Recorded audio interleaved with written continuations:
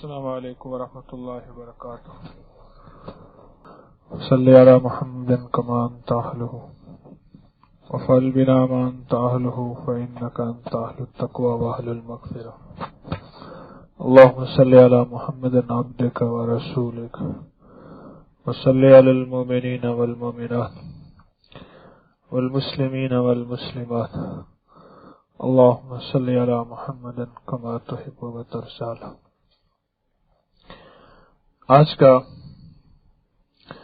حلقہ کشف المحجوب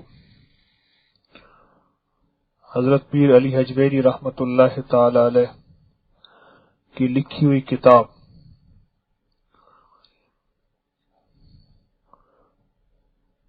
اور اس کے سبق جو ہم گزشتہ چند سالوں سے پڑھ رہے اور اللہ کی مخلوق کو بہت فائدہ ہو رہا اور مخلوق خدا کو بہت نفع ہو رہا. پہلے ہم اس کا سبق پڑھتے ہیں اور پھر اس کا متن اور تشریح بیان کرتے ہیں. آج کی دوسری فصل ہے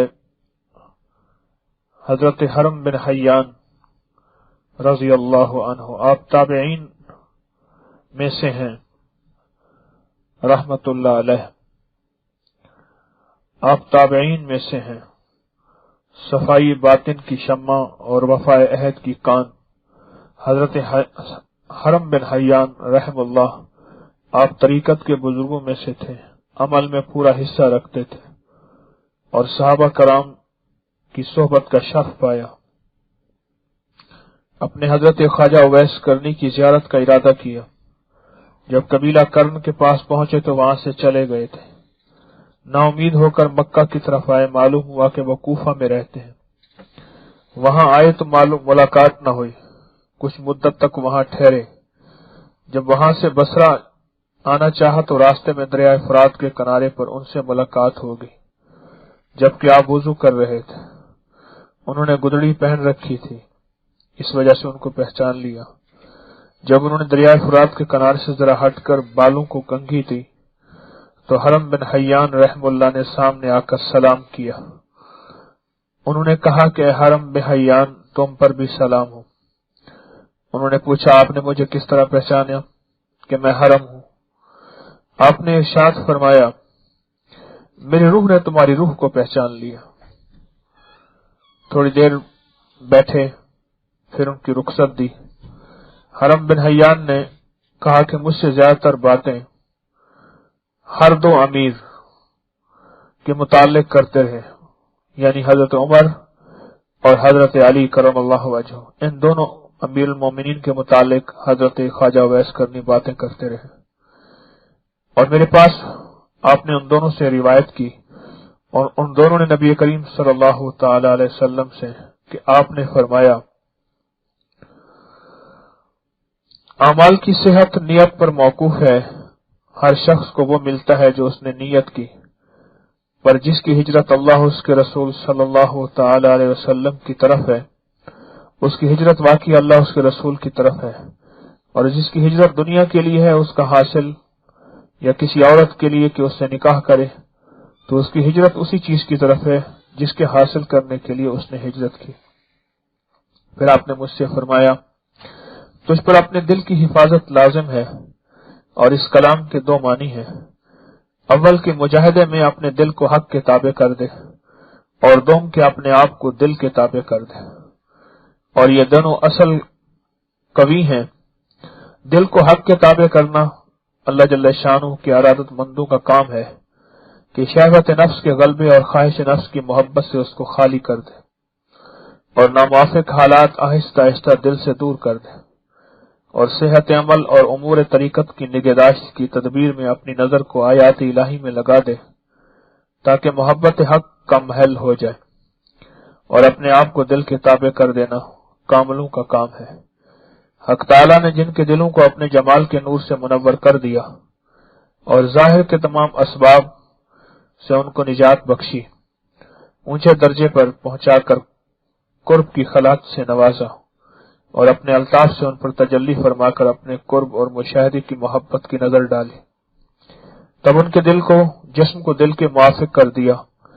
پس وہ پہلا گروہ صاحب قلوب ہوتے ہیں اور دوسرا گروہ مغلوب القلوب، اور صاحب قلوب دلوں کے مالک اور باقی صفت ہوتے ہیں۔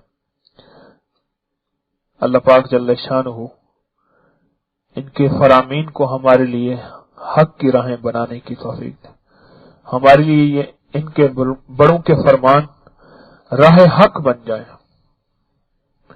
اور یہ اس وقت بنیں گے جب ہمارے اندر بھی وہی طلب ہوگی جو حضرت خواجہ اویس کرنی رحم اللہ تعالی علیہ کے اندر تھی، کہ ان کی مزاجوں میں، ان کی طبیعتوں میں ایک بے چینی تھی، ایک طلب تھی اللہ کو پانے کی، اس کے حبیب صلی اللہ تعالی علیہ وسلم کو پانے کی ایک طلب تھی، اور اللہ کی بارگاہ میں تڑپ اور طلب والا کبھی محروم نہیں رہتا، حتیٰ کہ یہاں تک کہ اسے اگر بندہ نہ ملے اسباب کی دنیا میں، اسباب کے طور پہ کوئی کامل رہبر نہ ملے، تو اللہ غیب سے براہ راست اس کی مدد بھی فرماتے ہیں، اس کو ہدایت بھی فرماتے ہیں، اور اس کو خیر کی راہیں بھی دکھاتے ہیں، براہ راست غیب سے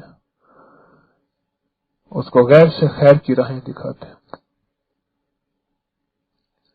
طلب اللہ کے ہاں ایک قیمتی چیز ہے، اور جیسے کہ حرم بن حیان رحمت اللہ علیہ نے فرمایا کہ میں حضرت خواجہ اویس کرنی سے ملا تو بار بار ان دو امیروں کا تذکرہ کر رہے تھے۔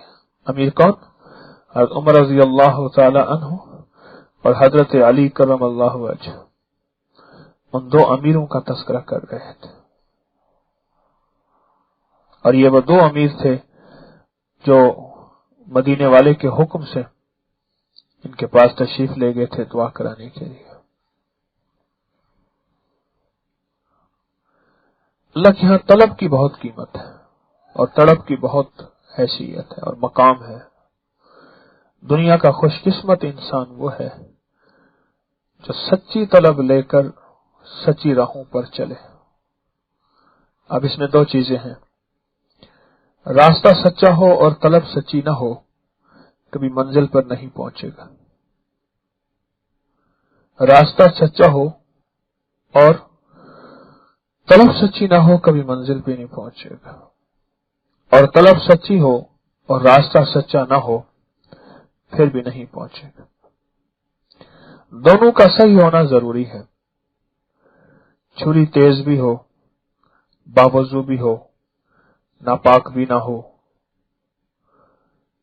اور بسم اللہ اللہ اکبر بھی پڑھنا آتا ہو، اور کتے کو ذبح کر دے اور خنزیر کو ذبح کر دے اور حرام کو ذبح کر دے، تو کبھی کتا خنزیر حرام حلال نہیں ہوگا، چاہے اس سے بڑے جتنے کلمات یہ پڑھ لے، اس سے بڑے جتنے کلمات یہ پڑھ لے، اس سے بڑے جتنے بھی کلمات پڑھ لے۔ جس کو دوسرے لفظوں میں یہ ہے اللہ کا حکم اور حضور کا طریقہ صلی اللہ تعالی علیہ وسلم، جب تک دونوں راہیں سچی اور اکٹھی نہیں ہوں گی اس وقت تک سچی بات نہیں بنے گی۔ چھری تیز ہو، تکبیر کہنا آتی ہو، اور سامنے بکری پڑی ہو اور کہے بسم اللہ اللہ اکبر، تو دونوں راہیں سچی ہیں، دونوں راہیں، رستہ بھی سچا ہو اور طلب بھی سچی ہو۔ طلب سچی ہو، رستہ سچا نہ ہو، کئی منزل پہ نہیں پہنچے گا، کئی منزل پہ نہیں پہنچے گا۔ سالہ سال کی زندگی گزری انہی راہوں پہ، جن راہوں کے تھوڑی سی راہ میں آپ کو دکھا رہا، میں خود بھی اس راہ کا متلاشی ہوں۔ میں پہنچ نہیں گیا، ہم سب چل رہے ہیں۔ ایک ہے پہنچی ہوئی سرکار، ایک ہے مسافر پردیسی، ہم سب مسافر پردیسی ہیں۔ سالہ سال کے مشاہدات کے بعد جو زندگی کا تجربہ ملا ہے وہ یہی ہے کہ راہ بھی حق ہو اور طلب بھی سچی ہو. اور حق راہ کے لیے دلیل ہے کہ اس میں شرک نہ ہو، بدعت نہ ہو، اور اللہ کے غیر کا کوئی راستہ نہ ہو. طلب بھی سچی ہو. راستہ حق ہو اور طلب سچی نہ ہو، کبھی منزل پہ نہیں پہنچے گا. اور طلب سچی ہو، راستہ حق نہ ہو، کبھی منزل پہ نہیں پہنچے گا. میرے ایک جاننے والے سال ہر سال میں نے اپنے شیخ سے بیعت کر لی. وہ ایک صاحب تھے، ان کا تذکرہ مناسب نہیں، ان سے منسلک ہو گئے، ان سے بیعت کر لی. بڑے سالوں کے بعد، کوئی 15 16 18 سالوں کے بعد ملاقات ہوئی. جب ملاقات ہوئی، ان سے ملاقات ہوئی تو میں نے ان کے حالات پوچھے. وہ کچھ میرے حالات جانتے تھے، مزید پوچھے. وہ گمنامی میں چلے گئے تھے، انہوں نے پوچھے. تو سارے حالات کا جو محور اور مرکز ان سے ملا، وہ یہی ملا کہ وہاں زندگی میں اعمال نبوی کی کوئی نعوذ باللہ حیثیت نہیں ہے، کہ مدینے والے کا قرب، تعلق، اعمال، اس کا کوئی مسئلہ نہیں ہے. وہ ایک لفظ بار بار کہتا تھا، ایک لفظ بار بار کہتا تھا، عشق عشق عشق. کہتا تھا بس عشق ہو. آخر میں نے اس سے پوچھا، میں کہ تیری عشق سے مراد کیا ہے؟ کہنے لگے عشق حقیقی، عشق مجازی نہیں، عشق حقیقی. تو میں نے کہا عشق حقیقی کس سے ہوتا ہے؟ کہ عشق حقیقی جو ہوتا ہے وہ مرشد سے ہوتا ہے. ٹھیک ہے، تو مرشد سے عشق حقیقی جو ہوگا وہی عکس جسم پہ پڑے گا، روح پہ پڑے گا، دل پہ پڑے گا. حدیث میں آتا ہے، مفہوم ہے کہ بھیڑ بکریوں کے ساتھ جو رہتا ہے وہ اس میں مسکنت پیدا ہوتی ہے، فقیری پیدا ہوتی ہے. اور جو اونٹوں کے ساتھ رہتا ہے اس میں تکبر، غرور پیدا ہوتا ہے. کتنی عجیب بات ہے. چیزوں کا اثر جانوروں کی وجہ سے پڑتا ہے. ہرن کی کھال پہ جو بیٹھتا ہے اس کی تاثیر اور ہوتی ہے، اور جو چیتی اور شیر کی کھال پہ بیٹھتا ہے اس کی تاثیر چیتے اور شیر کا مزاج اس کے اندر منتقل ہوتا ہے. کھال کا، صرف کھال کا مزاج منتقل ہوتا ہے. بھیڑ کی کھال اپنی طبیعت منتقل کرتی ہے، اپنی طبیعت. ہمارے ہاں اچانک بات یاد آئی، ایک درویش تھے، وہ چن کے گائے کی کھال کا جوتا پہنتے تھے، بکری کا جوتا نہیں پہنتے تھے. حلال ہے، کوئی نہیں پہن سکتا. ان کا ایک حال ہے، اور ضروری نہیں اس حال پہ سارے عمل کریں. ایک حال بتا رہا ہوں، ان پہ ایک حال غالب ہے. فرماتے تھے جوتی اثر کرتی ہے، اور باقی کرتی ہے.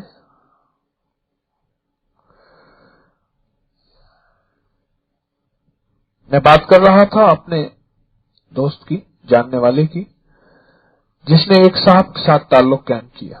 میں بات وہاں سے کر رہا تھا کہ ان کا زندگی پہ کیا اثر پڑا اور پڑتا ہے. شیخ کا، مرشد کا زندگی پہ اثر پڑتا ہے، اور 100% اثر پڑتا ہے. 100% اثر پڑتا ہے. تو کیا آخری بات کیا کر رہا تھا؟ گائے کی کھال کا جو تھا. فرمانے لگے اصل میں بکری کے مزاج میں تیزی بہت ہے، اور بھیڑ کا جو مزاج ہے اس میں نرمی ہے، اور گائے کا مزاج بھی ایسی ہے. کہتے نہیں اللہ میاں کی گائے ہے یہ. اس لیے فرماتے تھے میں جوتے وہ پہنتا ہوں اس کا اثر ہوتا ہے. میں نے ان کی زندگی میں پیر کا اثر دیکھا، مرشد کا اثر دیکھا. ان مثالوں سے میں آپ کی خدمت میں جو بات کرنا چاہ رہا ہوں، اثر دیکھا. اور اثر یہ دیکھا کہ وہاں نماز، تسبیح، اعمال، سنت کے مطابق زندگی، ظاہر باطن، شادی میں، غمی میں کوئی خیال، احساس، ادراک نہیں، کچھ بھی نہیں. بس ان کے منہ پہ ایک لفظ تھا، عشق، اور بس یہی کچھ تھا. اور وہ اس کا قصور نہیں ہے. معاشرے میں دو شخصیات ایسی ہیں، ان کا معاشرے میں بہت اثر ہوتا ہے.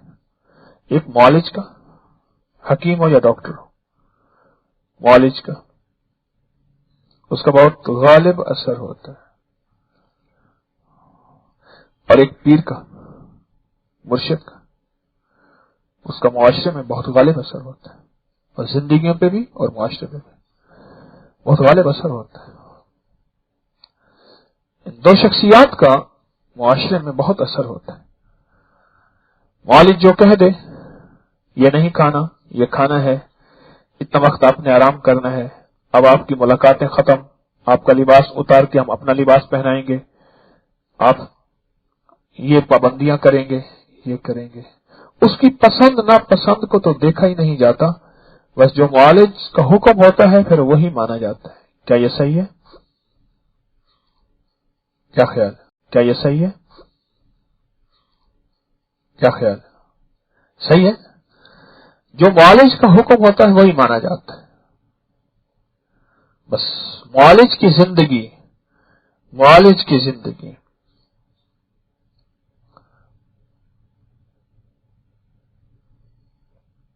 کا اثر ہوتا ہے زندگی پہ، اور اس طرح پیر کی زندگی کا اثر ہوتا ہے.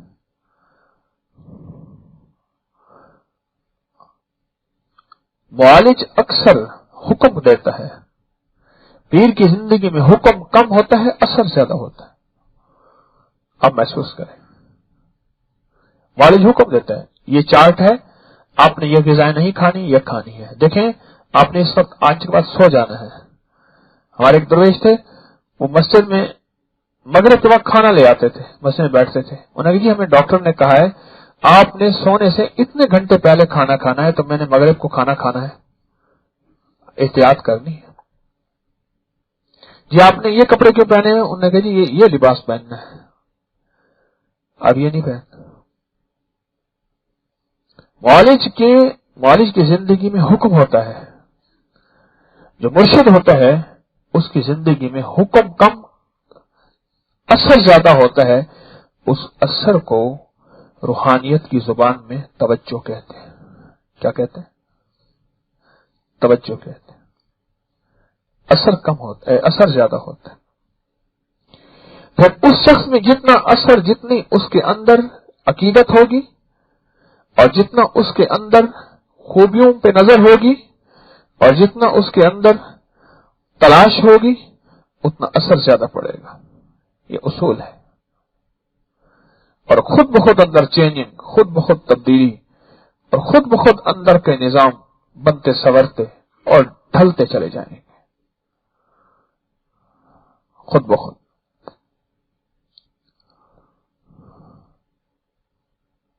خود بخود نظام ڈھلتا چلا جائے گا.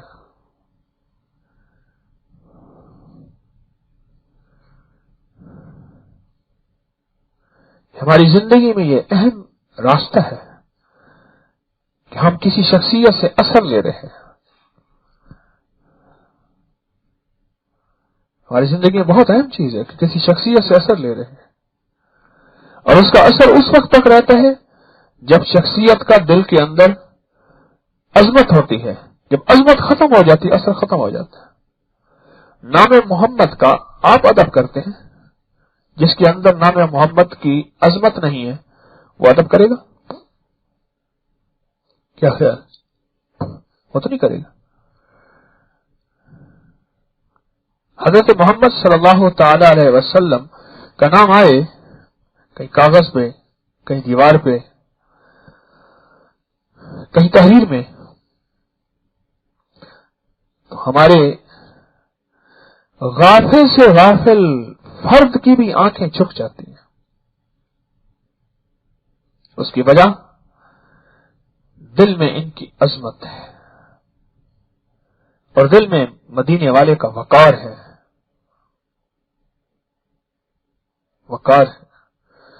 مجھے ایک صاحب کہنے لگے، میں نے ایک دفعہ ابکری میں، بہت سال ہو گئے، ابتدائی دنوں میں ڈاکٹر نور احمد نور صاحب کا ایک مضمون چھاپا تھا کہ حضور نے اتنی شادیاں کیوں کی. ایک ان کا مضمون تھا، کہیں چھپا تھا، ابکری میں چھاپا. مجھ سے کہنے لگے کہ آپ نے مجھے پھر سے مسلمان کر دیا یہ مضمون چھاپ کے. پتہ نہیں کتنے لوگوں نے پڑھا ہوگا. مجھے ایک بندے نے یہ بات کہی کہ میں باہر پڑھنے گیا. جب پڑھنے گیا تو میں وہاں پڑھتے پڑھتے ہمیں ساتھ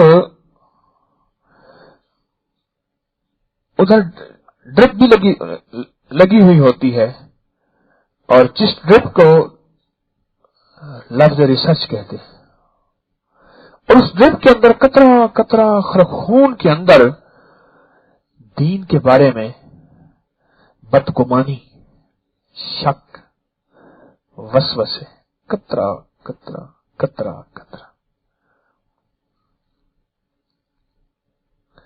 تو کہا میرے ساتھ بھی ایسا ہوا.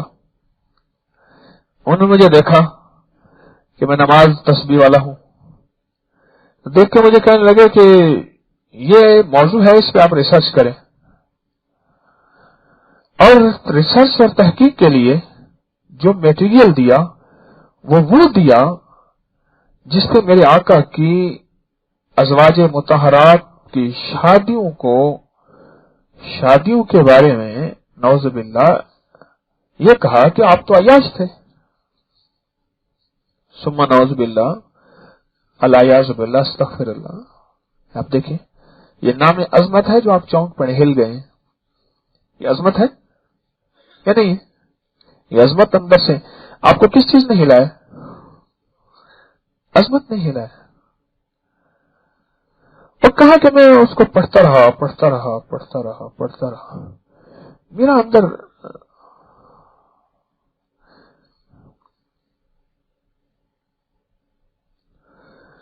اگر یہی مطلوب تھا ہی تو ادھر تو 25 سال کی عمر ہے اور 2 طلاقیں ہو چکی ہیں 2 جگہوں سے. ایک طلاق ہے یا بیوہ ہے یا دونوں کے بارے میں بیوہ ہے. یہ آتا ہے کیوں جی؟ دونوں بیوہ آتی ہیں، دونوں کو طلقہ ہیں. حضرت خدیجہ دونوں بیوہ ہیں. اما خدیجہ تو تھی بیوہ ہیں 2 جگہوں سے، اور آپ کی عمر 25 سال بھرپور جوانی اور ان کی عمر 40 سال. آپ یہ دیکھیں تو انہیں سے اپنی عمر سے کم کی عمر شادی کرنی چاہیے تھی. اور پھر ہر شادی بیوہ یا یہ پورا موضوع ہے جس میں میرے مدینے والے کی زندگی میں قبائل کو جوڑنا، ان کو قریب کرنا، اور ان کو قریب کر کے ان کے اندر نور نبوت منتقل کرنا اور معرفت الہی منتقل کرنا. یہ مطلوب تھا کہ وہ جہنم کی آگ سے بچ جائیں. بس سارا مطلب یہی تھا. تو اس سارے مضمون میں جو ابکری میں چھپا یہی کچھ تھا. اس میں بھی یہی واقعہ تھا، اس طرح کا واقعہ تھا. اور اس طرح کے واقعے کے ساتھ ڈاکٹر صاحب نے مضمون لکھا. تو میں نے کہیں پڑھا تو میں نے اس کو ابکری میں چھاپ دیا انہی کے نام سے. کہنے لگے میں نے وہ پڑھا، اس سے پہلے شک اور بدگمانی کی وجہ سے جو نام محمد کی لوگوں کے اندر عظمت تھی، جو شخصیت محمد اور وقار محمد اور عزت محمد اور عصمت محمد اور عظمت محمد صلی اللہ علیہ وسلم جو پہلے تھی یا پھر لوگوں میں دیکھتا تھا، صرف اس شک کے نظام پہ وہ میرے اندر کی وہ عظمت ختم ہو گئی. اور جب عظمت ختم ہوئی پھر بس میں آہستہ آہستہ پھر نماز نہ رہی، پھر تسبیح نہ رہی، پھر ذکر نہ رہا، پھر زندگی بس ختم ہو گئی. کیونکہ اللہ کے اور بندے کے درمیان جو چیز لڑی کے طور پہ جڑی ہوئی ہے وہ کیا جڑی ہے؟ وہ تو محمد کے ساتھ ہم جڑے ہوئے ہیں. رب کے ساتھ جڑنے سے اصل تو محمد سے جڑے ہوئے ہیں. وہ چیز نہ رہی. جب وہ چیز نہ رہی تو پھر اس کے بعد میں نے اسلام کے بارے میں اپنے آپ کو بہت دور والے پایا اور میں محسوس کرنے لگا. اور پھر ایک وقت احساس بھی ختم ہو گیا اور سال ہر سال میں نے زندگی ایسے گزاری. اور یہ مضمون پڑھتے ہی میرا خیال ہے میں نے کیا ہوا اور کہاں کہیں پڑھا تھا رسالہ. میں رسالہ نہیں پڑھنا چاہتا تھا، بس چونکہ وہ ازلی سعید تھا، سعادت مند تھا اور اس کے ماتھے پہ لکھا ہوا تھا اللہ کی طرف سے کہ یہ سعید ہے. بس وہ ازلی سعید تھا، وہ اس کی ازلی سعادت کی وجہ سے اللہ نے اسے ان راہوں پہ واپس لگا دیا. یہی معاملہ مولانا عبد الماجد دریابادی تھے، بہت بڑے محدث تھے، مفسر تھے، عالم، تفسیر ماجدی بھی لکھی اور اپنے مرشد کے ملفوظات اور بہت کچھ لکھا. وہ کہتے تھے کہ ایک وقت آیا ریسرچ کے نام پہ میں خدا سے باغی ہو گیا ہوتا، اور جب خدا سے باغی ہوا تو مصطفیٰ سے باغی ہونا تو اگلا سٹیپ ہے، اور اگر مصطفیٰ سے نعوذ باللہ باغی ہوا تو خدا سے باغی ہونا تو بس ایک ہی. کیونکہ یہ دو ہستیاں کلمے کے ساتھ بھی جڑی ہوئی ہیں اور ہمارے عقیدے کے ساتھ بھی جڑی ہوئی ہیں اور ہمارے ایمان کے ساتھ بھی جڑی ہوئی ہیں اور ہمارے یقین کے ساتھ بھی جڑی ہوئی ہیں اور ہماری دنیا اور آخرت کے ساتھ جڑی ہوئی ہیں یہ دو ہستیاں. اور اس کے بعد انہوں نے کہا کہ بس میں اتنا دور ہو گیا. دل سے عظمت جب چلی جاتی ہے، عظمت چلی جاتی اور عظمت جاتی ہے شک کی بنیاد پہ، مشکوک. اس لیے قرآن کہتا ہے یوسوس فی صدور الناس.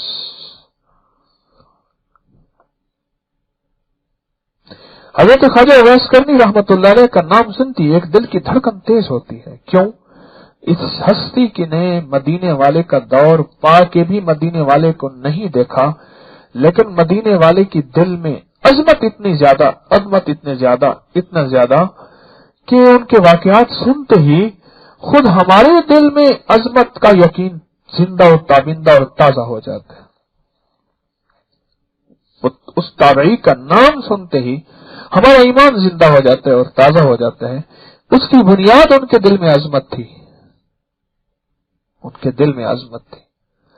اور مسجد کی عظمت ہی تو ہوتی ہے جو ہمیں مسجد کا ہر لحاظ سے اکرام اور احترام اور ادب کرنے پہ اندر کی اندر کیفیتیں بڑھتی ہیں کہ یہ مسجد ہے، ادب ہے. وہ ایک عظمت ہوتی ہے مسجد کی. وہی ہے جب عظمت ختم ہو جاتی ہے. تقسیمیں جب 47 ہوئی تو مسجدوں کو لوگوں نے گھر بنا لیا اور موتی مسجد رنجیت سنگھ کے دور میں استبل رہا، گھوڑے بنتے تھے. آج موتی مسجد کی عظمت ہے. ہمارے ابکری میں ایک کالم چھپا علامہ لاہوتی صاحب نے، انہوں نے صرف عظمت دے دی، کچھ بھی نہیں دیا. ایک عمل کے ذریعے، اس کی تاریخ کے ذریعے ایک عظمت دے دی. عالم یہ ہے تو مخلوق وہاں ٹوٹ پڑی ہے. کیا خیال ہے؟ جو مخلوق وہاں گئی ہے اور جا رہی ہے اور انشاءاللہ جاتی رہے گی.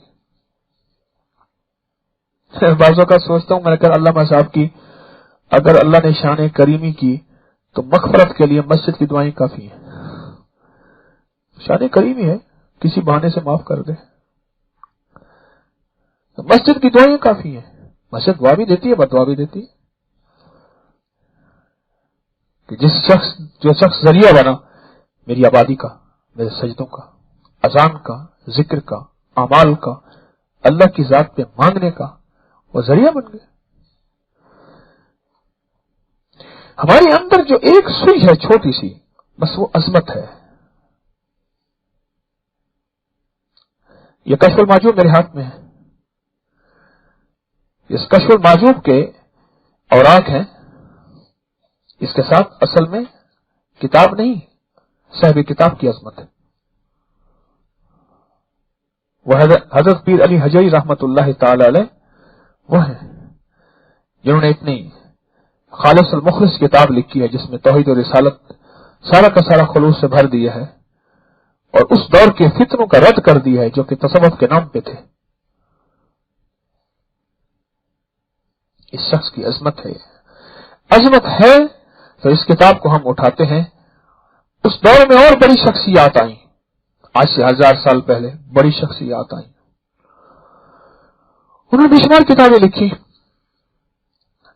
تاریخ اپنے تحقیق اور کنگھالنے میں ان کتابوں کو بیان نہیں کر سکے، تاریخ نہیں بیان کر سکے. وہ کہتے پتہ نہیں کوئی تھی، ٹھیک ہے لے چلے گئے، زمانہ آیا چلا گیا، لائی حیات آئے قضا لے چلی چلے، بس ٹھیک ہے.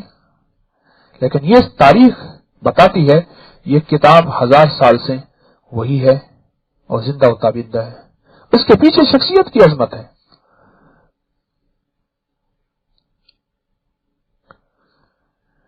شیطان جب کسی کو دور کرتا ہے تو سب سے پہلے اس کی عظمت کو گراتا ہے. سرما سمجھ کی آنکھ سے مجھ کو گرا دیا، آنسو سمجھ کی آنکھ سے مجھ کو گرا دیا. سرما سمجھ کی آنکھ میں آپ سرما سمجھ کے آپ کو آنکھوں میں دی جگہ، آنسو سمجھ کے آنکھ سے مجھ کو گرا دیا. یہ ہے اصل. آپ تاریخ ساری اٹھائیں. حضرت خضر علیہ السلام کا جو قصہ ہے اس میں اللہ پاک نے حضرت خضر کی پہلے عظمت بیان کی ہے کہ انہیں ہم نے اپنے علوم میں سے کچھ علوم دیے ہیں اور کمالات میں سے کمالات دیے ہیں. اور حضرت موسیٰ سے اللہ پاک نے فرمایا آپ جائیں، جو ہم نے اپنے علم میں سے انہیں پہلے عظمت بیان کی ہے، پھر حضرت کو موسیٰ کو بھیجا ہے. پھر حضرت موسیٰ کو عظمت سامنے تھی، جو ناگواریاں آئیں حضرت خضر علیہ السلام کی سختیاں ہیں، ساری سختیاں. آپ فوراً چلے جائیں، آپ میرے ساتھ نہیں چل سکتے. اور یہ مہربانی ہے، آئندہ نہیں بولوں گا. آپ سے کہا تھا نا میں نے بولنا نہیں ہے. آپ چلے جائیں، آپ میرے ساتھ نہیں رہ سکتے. اور جب پہلے دن گئے ہیں، چادر اوڑھ کے سو رہے ہیں حضرت خضر علیہ السلام، انہوں نے سلام کیا، توجہ ہی نہیں کی. انہوں نے متوجہ کیا، توجہ ہی نہیں کی. میں گیا تو سب سے پوچھنے لگے کہاں سے آئے، کہاں سے آئے. میاں سراج احمد صاحب رحمۃ اللہ. میں نے کہا میں فلاں جگہ سے کر پھر میں کیا کروں؟ آپ نے پوچھا تھا میں نے بتا دیا، پھر میں کیا کروں؟ چل جا اپنا کام کر. ٹھیک ہے،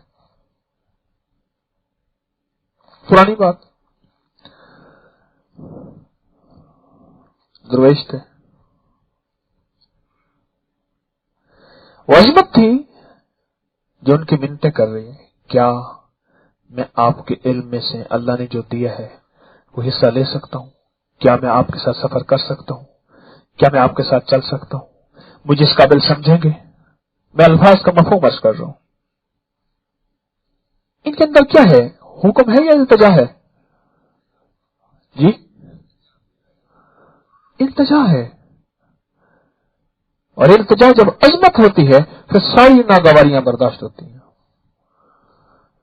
لطف سجن دم بدم، کہرے سجن گہ گہ، ایمی سجن واہ واہ تے اومی سجن واہ واہ. پھر کہتے ہیں واہ واہ ٹھیک ہے. عظمت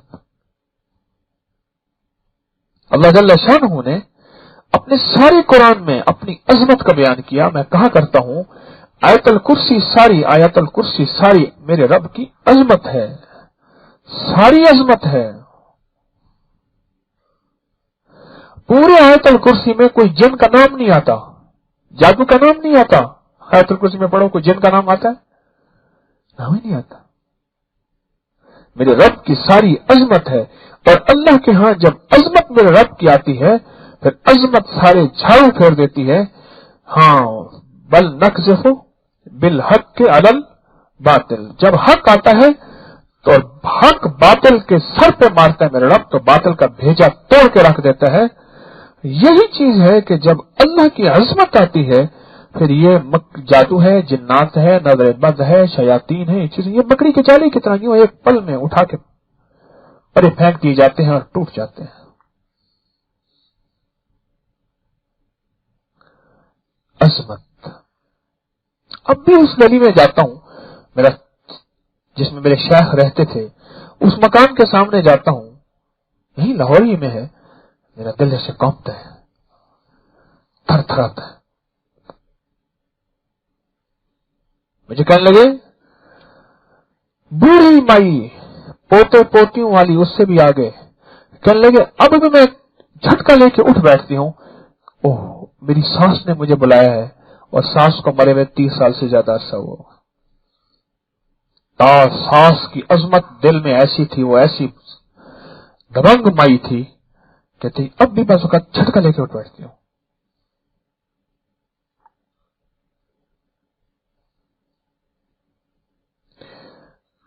اسلام کا سارا نظام، ایمان کا سارا نظام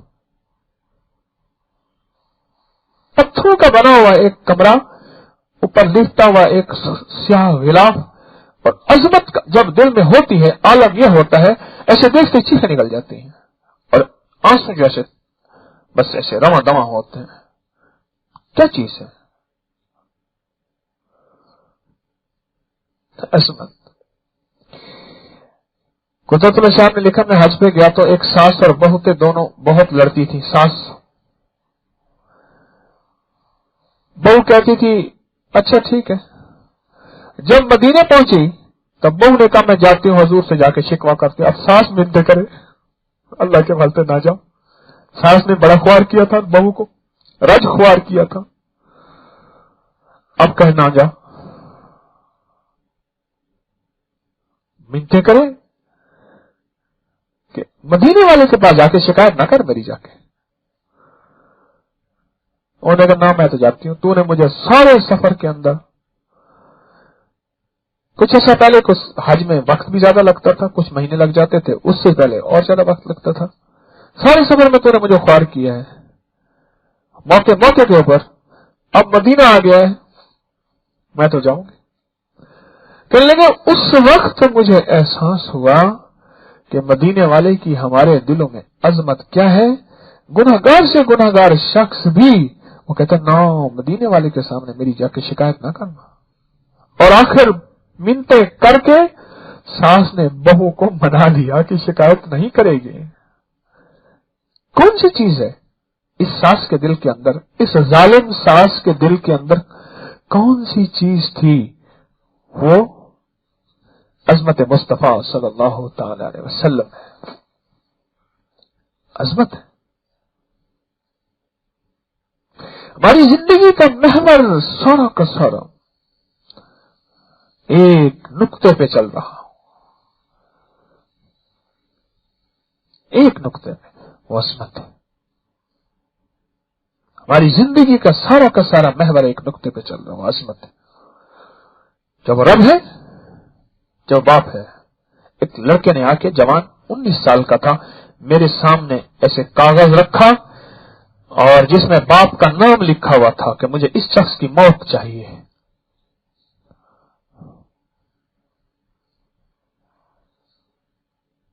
مجھے اس شخص کی موت چاہیے، اور کائنات میں سب سے قابل نفرت یہی شخص ہے۔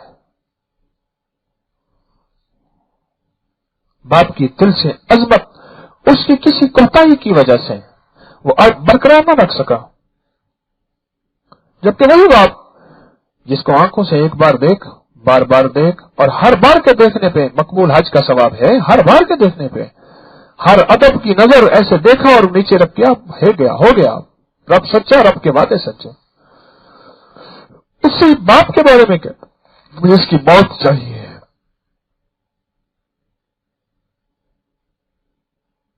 کہ نیٹ کی دنیا نے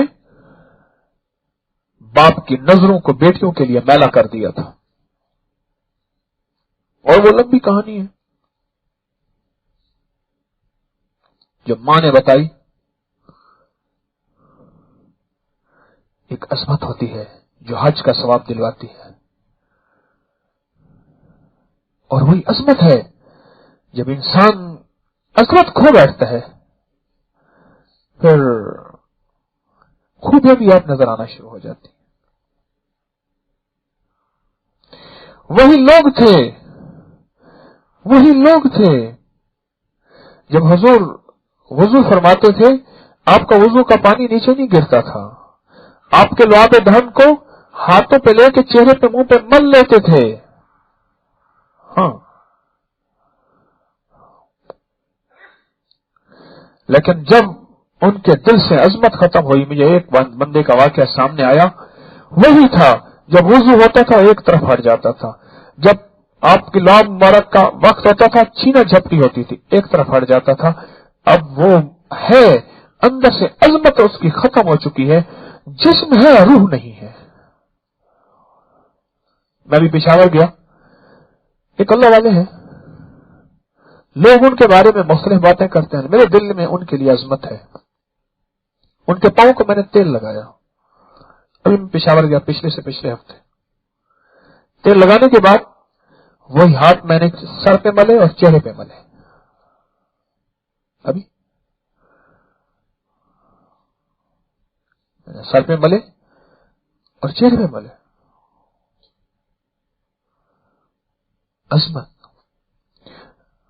मैं अपने बच्चों के पांव को तेल लगाता हूं तो कहता हूं मौला मासूम है, उनका मैं चेहरे मलता हूं, अल्लाह इस चेहरे को बदबख्ती से बचाना, अल्लाह इस चेहरे को शकावत और जिल्लत से बचाना, इस नियत से वो हाथ में चेहरे मलता हूं। मासूम है।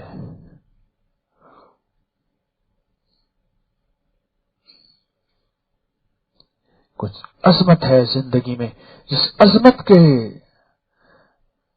इर्द गिर्द हमारी जिंदगी गर्दिश कर रही है। वही मां होती है जिसके बारे में बहुत घटिया अल्फाज बेटी या बेटा कह रहा होता है और उसे घसीट रहा होता है, और वही मां है जिसके बारे में जगह नहीं मिलती कि उसको बिठाऊं कहां।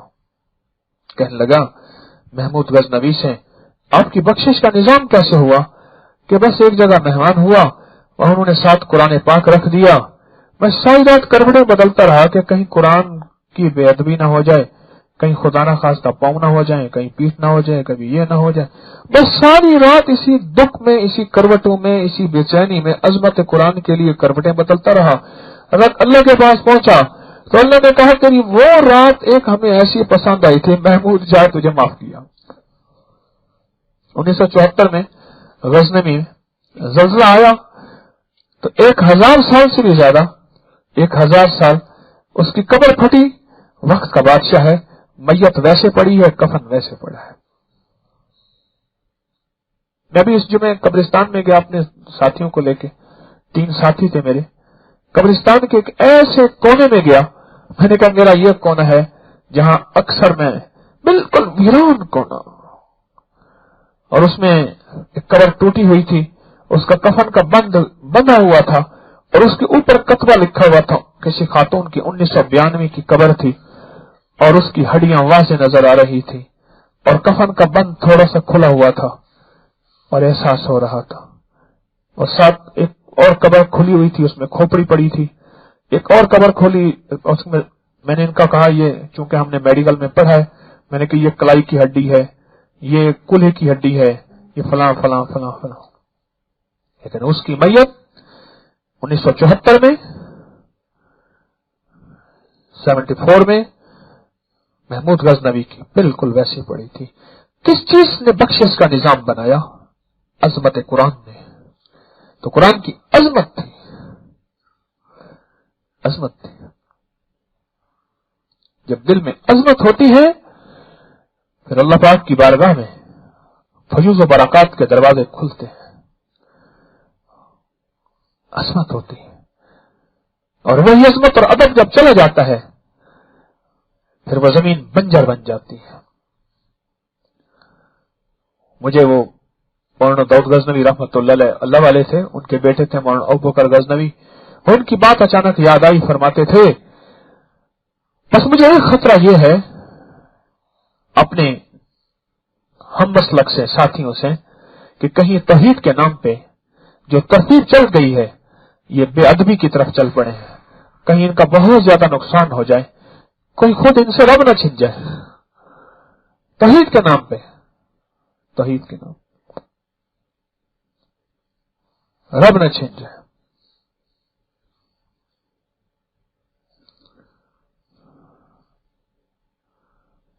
اس دن عبدالبھائی سلیمانی صاحب تشریف لائے، کہنے لگے کہ میرے دادا مولانا سلیمان صاحب جو تھے وہاں روڑی ضلع حصار انڈیا میں سید نصیر حسین صاحب کے خلیفہ تھے۔ سید نصیر حسین صاحب دہلوی ایک اللہ والے تھے، ہمارے بزرگ تھے رحمت اللہ علیہ، ان کے سلسلہ نقش بندی میں خلیفہ تھے میرے دادا، خلیفہ تھے۔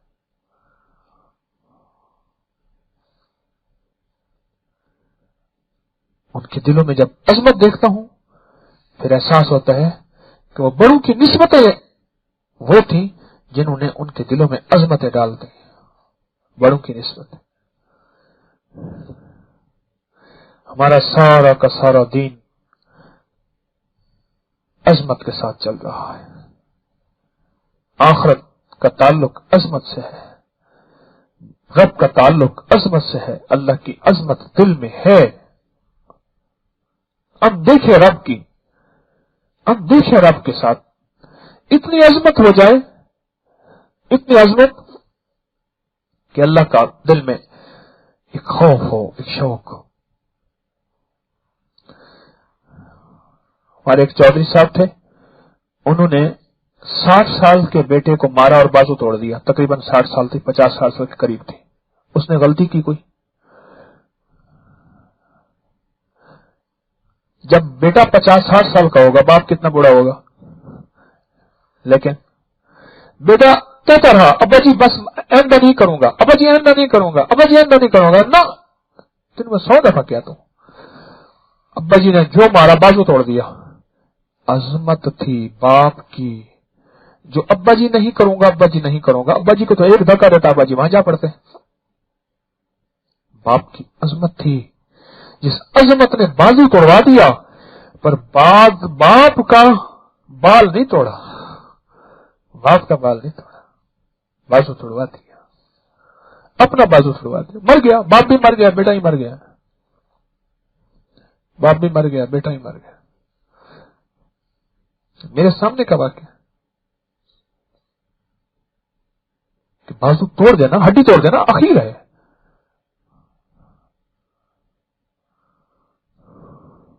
ہمارے اماں رحمت اللہ علیہ کی ایک بہن بنی ہوئی تھی، تو وہ جلانے والی کوئی لکڑی اٹھا لیتی تھی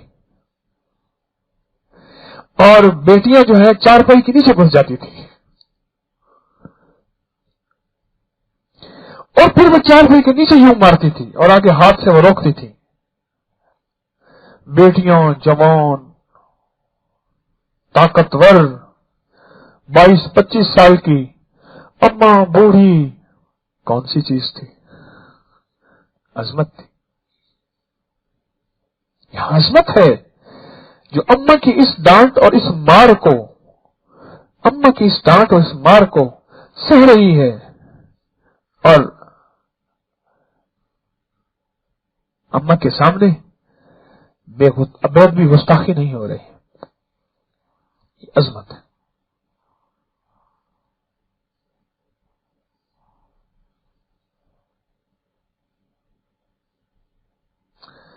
تو سارا نظام، زندگی کی ساری ترتیب، ہمارا سارا کا سارا دین، دھرم، مذہب، ہماری تنہائیاں، ہماری راتیں، ہماری صبح، ہماری شامیں، ساری کے ساری عظمت کے ساتھ ہم چل رہے ہیں۔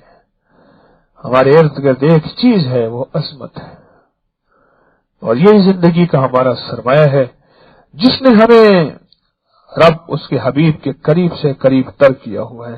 جب یہی سرمایہ ہم سے ہٹتا اور کٹتا ہے، ہمارا کچھ نہیں رہتا اور ہمارے پاس کچھ نہیں رہتا۔ عظمت رب کی ہے تو اس کے اندر ربوبیت ہے، عظمت اللہ کے محبوب کی ہے تو اس کے اندر محبوبیت ہے، اور عظمت صحابہ کی ہے تو اس کے اندر وقار صحابیت ہے، اور عظمت اہل بیت کی ہے تو اس کے اندر عزت اور عظمت اہل بیت ہے، اور عظمت اولیاء صالحین کی ہے تو اس کے اندر عظمت ولایت ہے، اور عظمت مرشد کی ہے تو اس کی زندگی کے اندر تبدیلیاں اور اللہ کی انوکھی مدد اور غیبی نظام ہے. بس ان میں سے کسی کی بھی عظمت ختم ہوتی ہے، پھر عظمت جب ختم ہوتی ہے پھر سب رشتے، سب سلسلے ختم ہو جاتے ہیں. گھر کے اندر جاتے ہی ایک نظر ماں پہ پڑتی ہے تو اس میں عظمت ہے، وہی نظر بیٹی پہ پڑتی ہے تو اس میں عصمت ہے، اور وہی نظر بہن پہ پڑتی ہے تو اس میں حیا ہے. نظر کے اندر ہی فرق ہوتا ہے. وہی نظر بیوی پہ ہے تو اس کے اندر کیفیات اور ہیں، نظر کے اندر فرق ہوتا ہے. یہ عظمت ہے جو ہماری زندگی کے اس نظام کو چلائے پھر رہی ہے. اور جب یہی عظمت ختم ہو جاتی ہے ہم زندگی میں بیکار ہو جاتے ہیں. پھر ایک وقت آتا ہے یہی وجود ہوتا ہے، کہتا ہے جانے کی کوئی ضرورت نہیں، بس سب کچھ دیکھ لیا، بہت پا لیا، کوئی ضرورت نہیں. پھر ایک ایک لفظ پہ، ایک ایک حرف پہ عیب نظر آنا شروع ہو جاتا ہے اور اس کے اندر کیڑے نظر آنا شروع ہو جاتے ہیں. کیوں؟ اصل میں وہ عظمت کی آنکھ جو تھی وہ بند ہو گئی ہے. اب عیبوں کے آنکھ کھلتے ہیں، عیبوں کی آنکھ کھلتی ہے. پھر وہ بدگمانیاں، پھر شک، پھر وساوس، پھر یہ زندگی پھر اسی میں چلتی چلی جاتی ہے. پھر وہ رب کے خلاف بولتا ہے. میں پنڈی میں تھا تو کچھ صحافی میرے پاس آئے، ایک صحافی تھے، ایک پولیس والے تھے، ایک اور شعبے کے تھے. کہنے لگے جب سے درس سنا ہے ہمارے ہاں فلاں جگہ کچھ پڑھے لکھے بابے رہتے ہیں، بوڑھے ہو گئے بیچارے. کہنے لگے میں نے درس سنا، میری بیوی نے سنا، اس نے ثقافت لینا شروع کر دیا. اب ان کے ہاں ہمارا جانا ہے تو وہ کہتے ہیں تمہیں کیا ہو گیا؟ پھر وہ کہتے ہیں وہ جو بابے ہیں جو بیچارے لادین بد مذہب ہیں، پھر وہ پہلا سب سے پہلی گالی نوز باللہ خود رب کو دیتے ہیں. کیوں؟ ان کے دلوں کے اندر رب نکل گیا. عظمت خدا، عظمت الہ، اللہ پاک کی عظمت ختم ہو گئی. ان کے دل کے اندر رب کہنے لگے ہم بھی اسی کے تھے، انہی مجالس میں بیٹھتے تھے، وہیں اٹھنا بیٹھنا پینا پلانا وہیں زندگی کا سارا نظام تھا. کسی نے درس پہ لگا دیا، اب ہمیں وہ دنیا جو ہے عجیب نظر آتی ہے اور ان کو ہماری دنیا عجیب نظر آتی ہے. تجھے تیری ادا پسند، مجھے میری ادا پسند، تجھے خودی پسند، مجھے خدا پسند.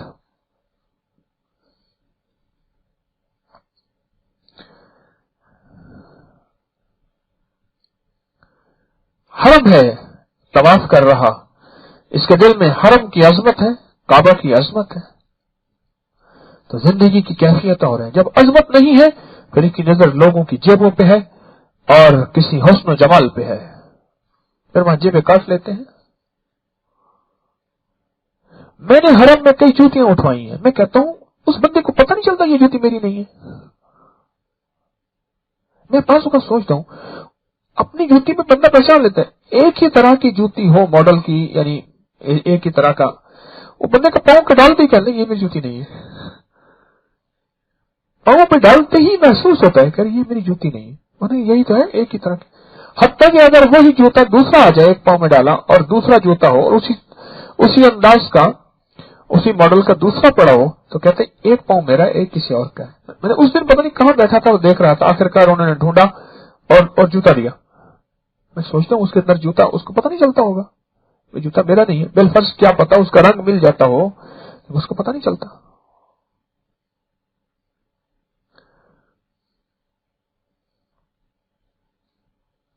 زندگی کا نظام عظمتوں کے ساتھ چلتا ہے. زمزم کی عظمت دلوں میں ہے تو زمزم کا نفع ہے، ورنہ ہے تو عام پانی. اجوا کھجور کی عظمت ہے تو اجوا کھجور ہے، ورنہ کھجور ہی کھجور ہے، پوری دنیا میں کھجوریں ہیں.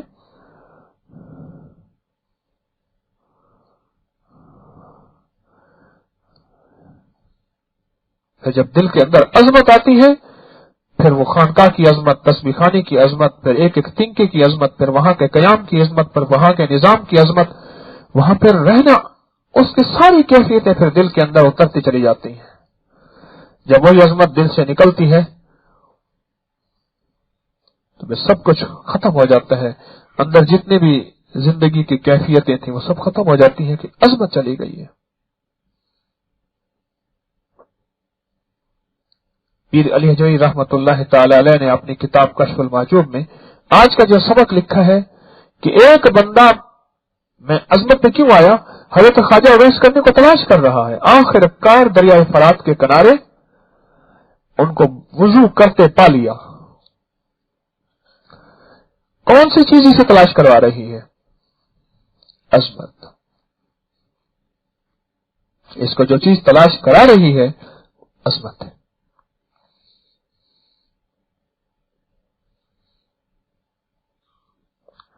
एक साहब कहने लगे कि मैं यहां करीब से आता हूं यहां और मुझे नफा होता है, और करीब ही के कुछ लोग हैं कहते ना जा तस्बीह खाने में, बहुत बड़ा फितना है।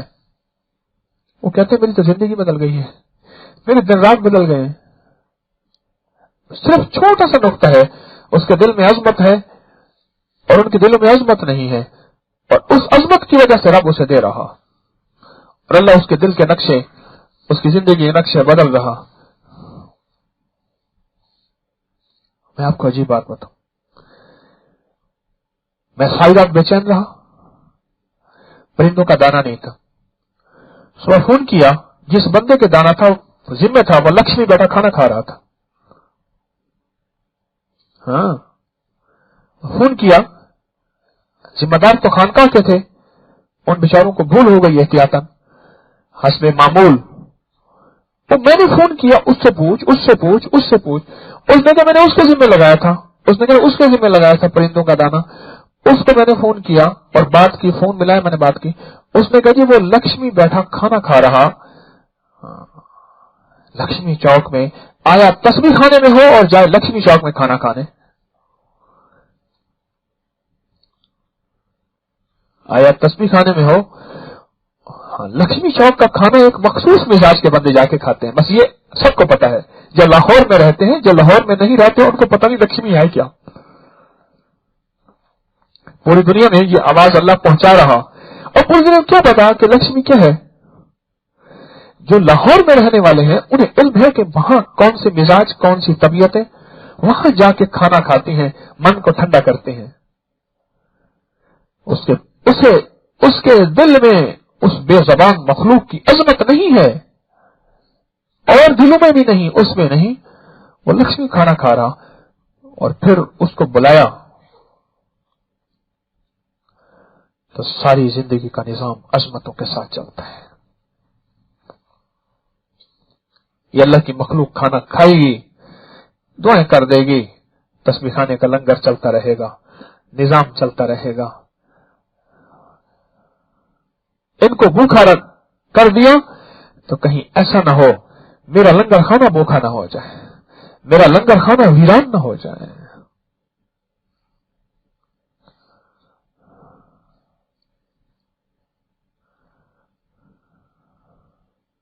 तो जिसके दिल के अंदर अजमत होगी वही बेचैन होगा,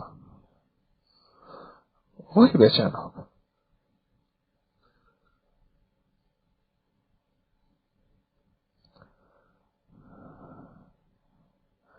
आप हजरात खुशकिस्मत हैं कि अल्लाह जल्ल शानहू ने आपको अजमतों के साथ, अजमतों वाला ईमान दिया और अजमतों के साथ पैदा किया है। आपके दिल से अल्लाह ने अपनी अजमत को खत्म नहीं किया, आपके दिल से अपने महबूब की अजमत को खत्म नहीं किया, आपके दिल से सहाबा, अहले बैत, औलिया, सालिहीन की अजमतों को खत्म नहीं किया। बहुत बड़ी नेमत है, बहुत बड़ी नेमत है। अजमतों को खत्म नहीं किया। बस जब अजमतें खत्म हो जाती हैं फिर ये चलता फिरता एक खोखला जिस्म होता है, जिस जिस्म के अंदर कोई ताकत, कोई कुव्वत, कोई तमन्नाई कुछ भी नहीं होती। बस जिस्म है, ठीक है, चल फिर रहा।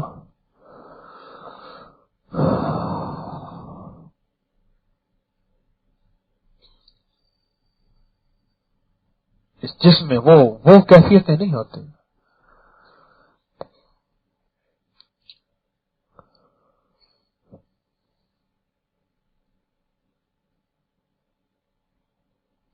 بندہ آیا میرے سامنے غصے کی حالت میں کیا ہوا؟ کہنے لگے اس نے میری داڑھی کو گالی دی ہے، مجھے دے دیتا کوئی بات نہیں، میری داڑھی کو گالی نہ دی، اس کی نسبت مصطفیٰ کے ساتھ ہے۔ میں نے کہا بھائی بات دیکھیں، اس کی سوچ دیکھیں، اس کی کیفیت دیکھیں۔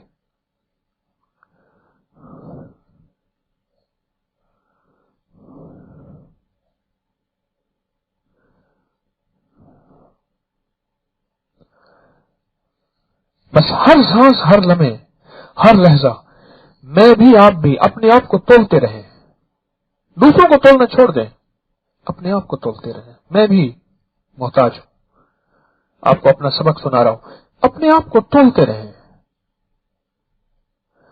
کہ میرے دل کے اندر عظمت کتنی تھی اور کتنی چلی گئی اور کتنی باقی ہے۔ جب میں پہلے آیا تھا تسبیح خانے میں درس میں، اس وقت میری عظمت کی کیفیت کیا تھی، اب میں کتنی فیصد عظمت کو کم کر چکا، یا میری عظمت روز بروز بڑھ رہی؟ کیوں؟ فرشتوں کا ایمان ایک سطح پہ رہتا ہے، انبیاء کا ایمان سدا ہی بڑھتا رہتا ہے، اور مسلمانوں کا ایمان والوں کا ایمان کم بھی ہوتا ہے بڑھتا بھی ہے، کم بھی ہوتا ہے بڑھتا بھی ہے۔ میں روز بروز اپنے آپ کو پرکھتا رہوں، پڑھتا رہوں، بس روز تولتا رہوں، اپنے آپ کو تولتا رہوں۔ موٹاپے کے نجات پانے والے، ان کے پاس انچی ٹیپ ہوتی ہے، پیٹ کو چیک کرتے ہیں کتنے انچ بڑھ گیا، کتنے انچ کم ہوا۔ ویٹ مشین ہوتی ہے، وہ پیٹ اور ویٹ کو چیک کرتے رہتے ہیں، پیٹ کو اور ویٹ کو۔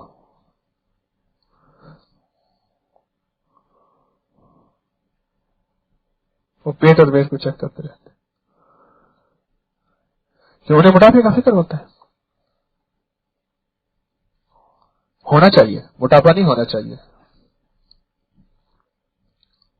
ہونا چاہیے، لیکن ساتھ یہ فکر بھی ہونا چاہیے جو میں آپ کی خدمت میں عرض کر رہا ہوں۔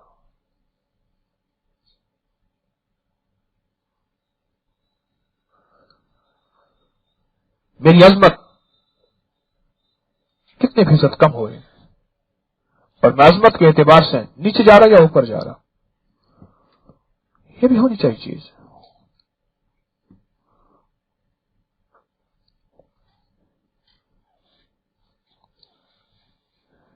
میں ہر سانس، ہر لمحہ یا نیچے جا رہا ہوں یا اوپر جا رہا ہوں، دونوں سے ایک چیز ہے، تیسری چیز تو ہے ہی نہیں۔ مومن میں کبھی ٹھہراؤ نہیں ہے، السابقون السابقون اولئک المقربون، وہ سبقت لے جانے والے، وہ آگے بڑھنے والے، یا اسفل السافلین۔ مومن کے اندر ٹھہراؤ نہیں ہے، ایک جگہ اس کا ایمان رہے پھر تو یہ فرشتہ ہوا، یہ طبیعت اور یہ مزاج تو فرشتوں کی ہے، مومن کی تو ہے ہی نہیں۔ مومن میں کبھی ٹھہراؤ نہیں ہے، روز اس کا ایمان، اس کی عظمت یا بڑھتی جائے گی یا کم ہوتی جائے گی، یا بڑھتی جائے گی یا کم ہوتی جائے گی، بس روزانہ بڑھے گی یا کم ہوگی، بڑھے گی یا کم ہوگی۔